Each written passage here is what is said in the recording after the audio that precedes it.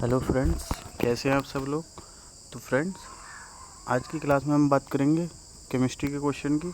तो चलिए शुरू करते हैं। निम्नलिखित में कौन से उद्योग में वॉशिंग सोडा का प्रयोग नहीं करते हैं। तो ऑप्शन नंबर डी यानी कि रासायनिक उद्योग में ऑक्सीडाइजेशन एजेंट के रूप में प्रयोग नहीं करते हैं। भारतीय रासायनिक औद्योगिक संस्थान कहाँ स्थित है। तो ये स्थित है हमारी हैदराबाद, यानी कि ऑप्शन नंबर सी। भारी मशीनों में किसको ल्यूब्रिकेंट के रूप में प्रयुक्त किया जाता है। तो ऑप्शन नंबर ए ग्रेफाइट को। कार्बन का उपयोग जो विद्युत व ऊष्मा का सुचालक है तथा उत्तम लुब्रिकेंट है, तो वो है ऑप्शन नंबर बी यानी कि ग्रेनाइट। निम्नलिखित में कौन सा कीमती पत्थर एक तत्व से बना है और एक यौगिक नहीं है। तो ऑप्शन नंबर डी यानी कि हीरा। जब जल स्वयं रासायनिक रूप से किसी तत्व या खनिज के साथ मिलता है तो उसे कहते हैं ऑप्शन नंबर सी यानी कि जल योजन। भोजन में रसायन किस उद्देश्य से मिलाया जाता है। तो ऑप्शन नंबर सी यानी कि संरक्षण के उद्देश्य से मिलाया जाता है। संश्लेषित अपमार्जक के रूप में निम्नलिखित में कौन सा कथन सही है। तो ऑप्शन नंबर ए, ये मृदु और कठोर जल दोनों के साथ काम करते हैं। पानी को शुद्ध करने के लिए आमतौर पर इस्तेमाल किए जाने वाला रासायनिक तरीका निम्न में से कौन सा है। तो ऑप्शन नंबर सी यानी कि क्लोरीनीकरण है। निम्नलिखित में कौन सा एक नाइट्रोजन उर्वरक नहीं है। तो ऑप्शन नंबर सी यानी सुपर फास्फेट ऑफ लाइम नहीं है। जल प्रकीर्णन संकलन में घुले हुए ठोस पदार्थों को हटाने के लिए क्या उपाय किए जाते हैं। तो ऑप्शन नंबर सी यानी कि रिवर्स ऑस्मोसिस, आसवन या और आयन एक्सचेंज की प्रक्रिया की जाती है।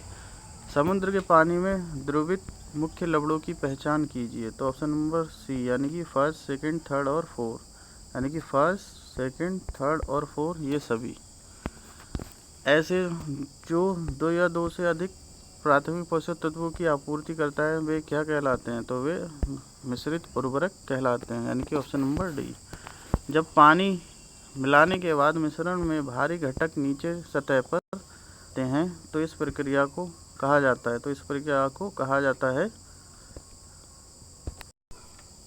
तो इस प्रक्रिया को ऑप्शन नंबर सी यानी कि अपसादन कहा जाता है। कांच का कौन सा प्रकार ऊष्मा प्रतिरोधी है। तो ऑप्शन नंबर डी यानी पायरेक्स कांच। जंग लगने पर लोहे का भार, तो ऑप्शन नंबर ए बढ़ता है। जब लोहे की कील को जंग लग जाए तो कील का वजन, ऑप्शन नंबर ए बढ़ता है। एक फ्रिज में शीतलक है, तो फ्रिज में शीतलक है ऑप्शन नंबर डी यानी कि फ्रेऑन गैस। पानी की घरेलू आपूर्ति हेतु आर्सेनिक तत्व की अधिकतम अनुकूल मात्रा कितनी होनी चाहिए। तो ऑप्शन नंबर बी यानी 0.050 ppm होनी चाहिए। निम्नलिखित में कौन सा कठोर पानी में अधिक मात्रा में मौजूद है, यानी कि कठोर मात्रा में मौजूद है। तो ऑप्शन नंबर ए यानी कि कैल्शियम और मैग्नीशियम। निम्नलिखित में कौन सा उर्वरक एक खनिज नहीं है। तो टंगस्टन जो है एक खनिज नहीं है। दो विभिन्न प्रकार के पदार्थों के कण स्वतः ही आपस में मिश्रित करने की प्रक्रिया को क्या कहते हैं। तो डिफ्यूजन कहते हैं।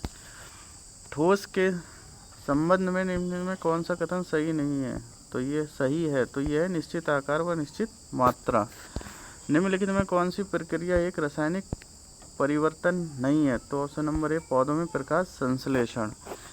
निम्नलिखित में कौन सा रासायनिक परिवर्तन है। तो ऑप्शन नंबर ए यानी पटाखों का जलना। तो फ्रेंड, ये थे हमारे आज के क्वेश्चन। आई होप आपको पसंद आए होंगे। अगर पसंद आए तो वीडियो को लाइक कीजिए, शेयर कीजिए। मिलते हैं नेक्स्ट वीडियो में, तब तक के लिए धन्यवाद।